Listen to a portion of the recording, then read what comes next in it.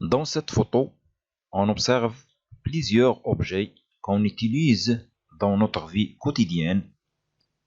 Chacun de ces objets est constitué d'un seul type de matériau ou plusieurs matériaux différents. في هذه الصورة نلاحظ عدة أجسام نستعملها في حياتنا اليومية، وكل جسم من هذه الأجسام يتكون من مادة واحدة ومن مواد مختلفة. On va étudier quelques matériaux qui constituent les objets quotidiens. C'est le titre de cette leçon. Quelques matériaux au quotidien. بعض المواد المستعملة في حياتنا اليومية. La première chose, on va distinguer entre l'objet et matériau. Et après, on va savoir combien d'ensemble peut-on classer les matériaux et quelles sont les propriétés de certains matériaux. De plus, comment peut-on l'identifier? Pour cela, on analyse l'activité d'observation suivante. On prend le premier objet, la chaise. Donc, quels sont les matériaux qui la constituent? ما هي المواد التي يتكون منها الكرسي؟ On trouve plastique, fer. On prend une autre chaise. Les matériaux qui la constituent sont le fer et le bois. نفس الجسم الكرسي لكنه يتكون من مواد مختلفة. On constate qu'on a même objet, la chaise, mais les matériaux qui constituent chaque chaise sont différents. On prend ces deux fenêtres. On observe que la première fenêtre est constituée du bois et du verre, et l'autre fenêtre est constituée d'aluminium et du verre.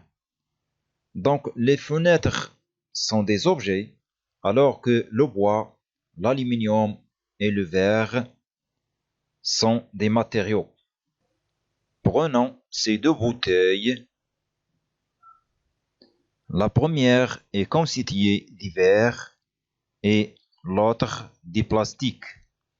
On constate qu'on a même objet, bouteille, mais les métaux qui les constituent sont différents. On a des bouteilles en verre et des bouteilles en plastique.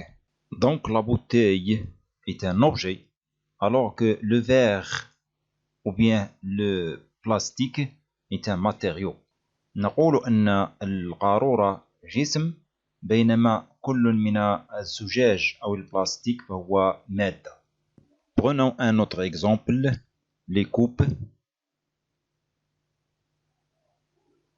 Donc cette coupe est un objet constitué du matériau le verre, alors que cette coupe est un objet mais constitué du matériau le cuivre, et cette coupe est un objet constitué du matériau d'aluminium.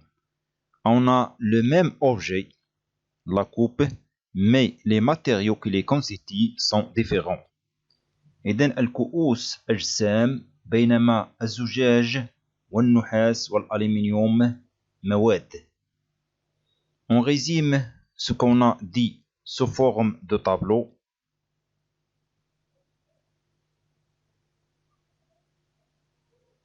Donc, prenons les objets chaise, fenêtre, bouteille, fil électrique, coupe, qu'on utilise dans notre vie quotidienne, et on cherche à savoir les matériaux qui les constituent.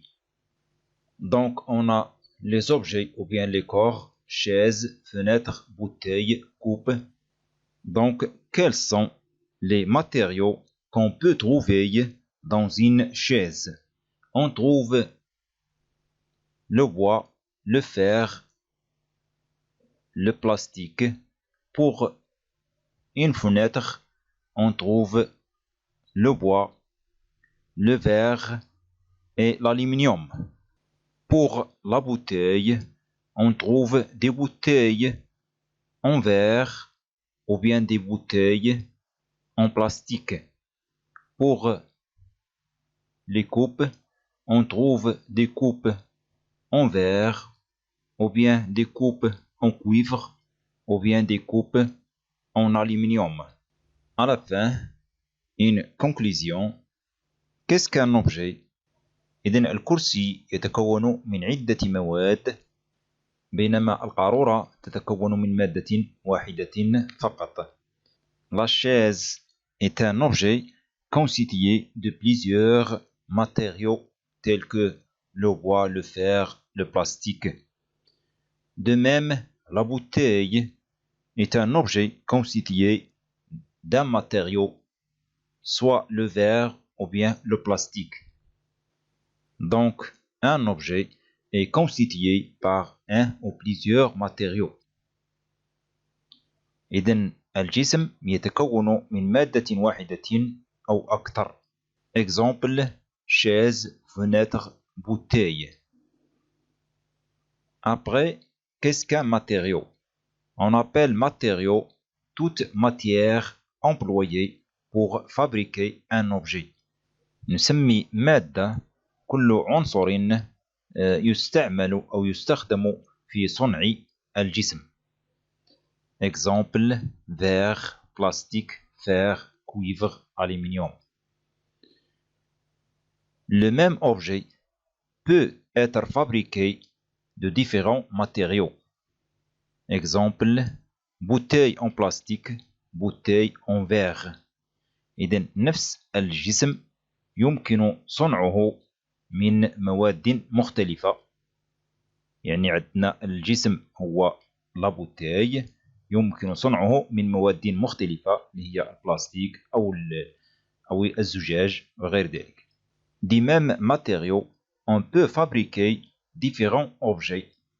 Exemple, bouteille en verre, coupe en verre. من نفس المادة يمكن صنع أجسام مختلفة، مثال قارورة من الزجاج أو كأس من الزجاج. إذا نفس المادة اللي هي الزجاج يمكن صنع عدة أجسام مختلفة مثل قارورة، كأس وغير ذلك. في الفقرة الثانية نجيب عن الأسئلة التي تم طرحها في البداية. فمن خلال هذا الجدول يمكن أن نصنف المواد إلى مجموعات، وذلك بالاعتماد على بعض خصائصها أو بعض خواص هذه المواد. Donc, grande classification des matériaux en fonction de leurs propriétés. Petit 1, certaines propriétés des matériaux, et on va les résumer sous forme d'un tableau. Donc on a les matériaux et les propriétés. Donc on revient au tableau qui contient les objets et les matériaux, et on choisit par exemple le verre. لدينا في الجدول le verre, الزجاج. Donc on essaie de savoir quelques propriétés du verre. نتعرف على بعض خصائص أو خواص الزجاج. Donc le verre est un matériau qui a les propriétés suivantes: isolant électrique, عازل كهربائي, mauvais conducteur de chaleur, موصل رديء للحرارة, imperméable au liquide et au gaz, غير منفذ للسوائل أو الغازات, recyclable, قابل لإعادة التصنيع, certains transparents, يعني بعض من الزجاج شفاف, ne résiste pas au choc, لا يقاوم الصدمات. لدينا كذلك في الجدول le fer, الحديد, aluminium, cuivre, النحاس. هذه المواد نسميها الفلزات، les métaux. Donc les métaux sont des matériaux. إذا النحاس، الألمنيوم، الحديد، الزنك، الرصاص، الذهب.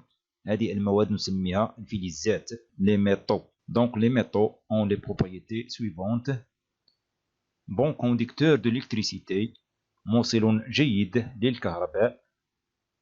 bon conducteur de la chaleur، موصل جيد للحرارة. imperméable au liquide et au gaz، غير منفذ للسوائل والغازات. recyclable، c'est-à-dire les métaux sont recyclables، الفلزات قابلة لإعادة التصنيع. opaque، c'est-à-dire les métaux يعني معتمة، الفلزات معتمة. résiste au choc، on parle toujours des métaux، donc les métaux résistent au choc، يعني الفلزات تقاوم الصدمات. نجد كذلك في الجدول البلاستيك. إذن البلاستيك نتعرف على بعض خواص البلاستيك. Donc le matériau et le plastique. Quelques propriétés des plastiques sont isolant électrique، عازل كهربائي. non conducteur de la chaleur، غير موصل للحرارة. Toujours on parle de quoi? On parle du plastique. imperméable au liquide et au gaz، البلاستيك غير منفذ للسوائل أو الغازات. recyclable، البلاستيك قابل لإعادة التصنيع. certains transparents، يعني البلاستيك البعض منه شفاف. résiste au choc، c'est-à-dire le plastique يقاوم الصدمات. légère، c'est-à-dire le plastique est légère، يعني البلاستيك خفيف بالمقارنة مع الزجاج والميتو. نجد كذلك في الجدول لو بوا، يعني الخشب، وقد نضيف كذلك الورق، الخزف. هذه المواد هي مواد عضوية، يعني الخشب، الورق، الخزف مواد عضوية. Ce sont des matériaux organiques et le plastique aussi est une matière organique. Donc on peut classer les matériaux en général en trois ensembles. Petit 2, classification des matériaux. Les matériaux peuvent être classés en trois ensembles principaux: le verre, les métaux tels que cuivre, zinc, aluminium, fer, l'étain, l'or. المجموعة الأولى الزجاج. المجموعة الثانية الفلزات، والفلزات تضم عدد كبير من المواد، وهي مثلا النحاس، الزنك، الألمنيوم، الحديد، القصدير، الذهب، الرصاص وغير ذلك. المجموعة الثالثة les matériaux organiques، المواد العضوية، ونجد المواد العضوية plastique, le bois, papier et ainsi de suite. Dans le paragraphe suivant, on va essayer de répondre aux questions qu'on a posées au début. C'est comment peut-on identifier les matériaux qui se trouvent dans le même groupe. Donc, grand 3. Identification de quelques matériaux de même groupe. يعني التعرف على بعض المواد التي توجد في نفس المجموعة. ونبدأ بالفلزات. Donc, petit 1, les métaux. Les métaux les plus utilisables dans notre vie quotidienne sont le fer, l'aluminium, le cuivre et le zinc. الفلزات الأكثر استعمالا في حياتنا اليومية هي الحديد، الألمنيوم، النحاس والزنك. إذن كيف يمكن أن نميز بين هذه الفلزات الأربعة؟ Pour distinguer entre ces métaux, on utilise des tests de couleur, d'attraction de l'aimant, la masse volumique, la température de fusion. إذن لكي نقوم بالتمييز بين هذه الفلزات الأربعة نستعمل ما يسمى رائز اللون، ورائز الجذب من طرف مغناطيس، ورائز الكتلة الحجمية، وكذلك درجة حرارة الانصهار. On regroupe ces 4 tests dans un tableau.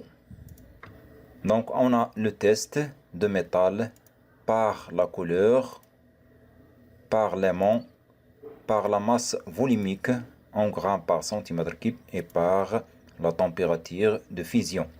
Donc les métaux qu'on va tester sont le fer, l'aluminium, cuivre et zinc. Donc, est-ce que le test de ces 4 métaux par la couleur permet de les distinguer? La couleur du fer est gris. La couleur d'aluminium est aussi gris, alors que le cuivre est rouge orangé et le zinc est aussi gris. إذن خاصية اللون تمكننا من تمييز النحاس عن الحديد والألمنيوم والزنك، حيث أن النحاس له لون يختلف عن كل من الألمنيوم والحديد والزنك. On passe au test par l'attraction de l'aimant، خاصية الجذب من طرف مغناطيس. On approche un aimant à chaque fois au fer, à l'aluminium, au cuivre et au zinc. On observe que le fer est attiré par l'aimant, alors que pour l'aluminium, non attiré par l'aimant. De même pour le cuivre, non attiré par l'aimant, et aussi pour le zinc, non attiré par l'aimant. إذن عندما قمنا بتقريب مغناطيس إلى كل من الحديد والألمنيوم والنحاس والزنك، لاحظنا أن فلز الحديد هو الوحيد الذي قام المغناطيس بجذبه. إذن خاصية الجذب تمكننا من تمييز الحديد عن الألمنيوم والنحاس والزنك. Donc le test de ces 4 métaux par la couleur permet de distinguer le cuivre, alors que l'aimant permet de distinguer le fer. Par contre, les tests avec la masse volumique ou la température de fusion permettent de distinguer ces 4 métaux, puisque chacun a une masse volumique ou température de fusion bien déterminée. نعلم أن الكتلة الحجمية مقدار يميز كل مادة، فكل فلز من هذه الفلزات الأربعة لها كتلة حجمية تختلف عن الآخر.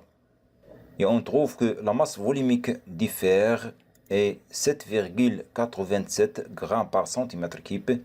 Pour l'aluminium, la masse volumique est 2,7 grammes par centimètre cube. Et pour le cuivre, la masse volumique est 8,96 grammes par centimètre cube. Et le zinc, la masse volumique est 7,14 grammes par centimètre cube. إذن يمكن أن نميز هذه الفلزات الأربعة بالاعتماد على خاصية أو رائز الكتلة الحجمية. De même pour la température de fusion, et on trouve que la température de fusion du fer est 1535 degrés Celsius, alors que la température de fusion de l'aluminium est 660 degrés Celsius.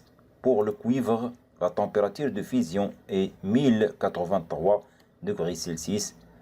Et enfin, le zinc, sa température de fusion est 420 degrés Celsius. Donc de même, la température de fusion nous permet de distinguer les 4 métaux. On passe à savoir comment peut-on identifier les différentes matières plastiques. يعني كيف نميز بين المواد البلاستيكية. Donc petit 2, les matériaux plastiques. On trouve plusieurs types de plastique, mais les plus utilisables dans notre vie quotidienne sont polyéthylène, et on trouve polyéthylène haute densité, polyéthylène basse densité et polyéthylène terephthalate. Le deuxième type de plastique le plus utilisable est le polystyrène. Le troisième, polychlorure de vinyle. On répond donc à la question qu'on a posée auparavant، يعني كيف نميز بين هذه المواد البلاستيكية. Donc pour distinguer entre les matières plastiques, on utilise des tests de la flottabilité, de la dissolution, de la couleur de la flamme. إذن للتمييز بين هذه المواد البلاستيكية نستعمل رائز الطفو، طبعا الطفو على الماء، ونستعمل كذلك رائز الذوبان ورائز لون اللهب. Et on commence par le polyéthylène, et on a polyéthylène haute densité et polyéthylène basse densité. Les deux types flottent dans l'eau douce. Donc, comment peut-on les différencier؟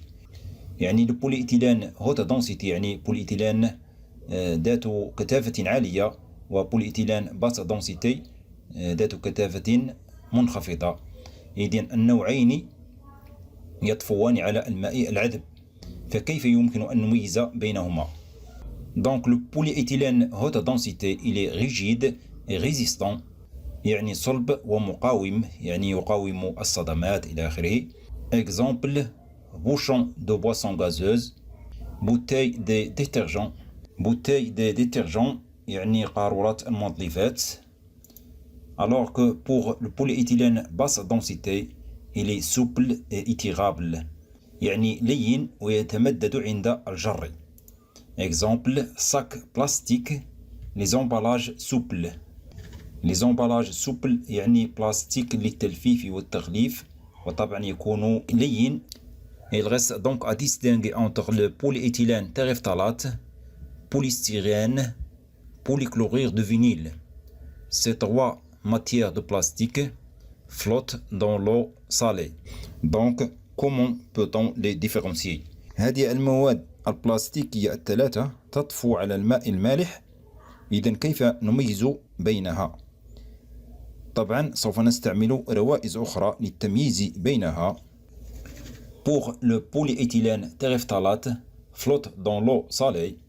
Il se rétracte ou il s'enroule sur lui-même dans l'eau bouillante. إذن le polyéthylène terephthalate يعني يطفو على الماء المالح، لكنه ينكمش أو يلف حول نفسه في الماء المغلي. Exemple: bouteille d'eau minérale، bouteille de boisson gazeuse، يعني قارورة الماء المعدني وكذلك قارورة المشروبات الغازية. Pour le polystyrène flotte aussi dans l'eau salée mais il se dissout dans l'acétone. Le polystyrène يطفو على الماء المالح لكنه يذوب في l'acétone. الأسيتون هو مادة كيميائية. Exemple: pot de yaourt isolant thermique، إذن علبة الياغورت وعازل حراري. Le troisième c'est le polychlorure de vinyle flotte aussi dans l'eau salée mais il donne une couleur verte à la flamme. Exemple: tuyau de canalisation. إذن polychlorure de vinyle يطفو هو الآخر على الماء المالح لكنه يعطي لهبا أخضر عند احتراقه، مثال أنابيب الربط المائية وطبعا الأنابيب البلاستيكية.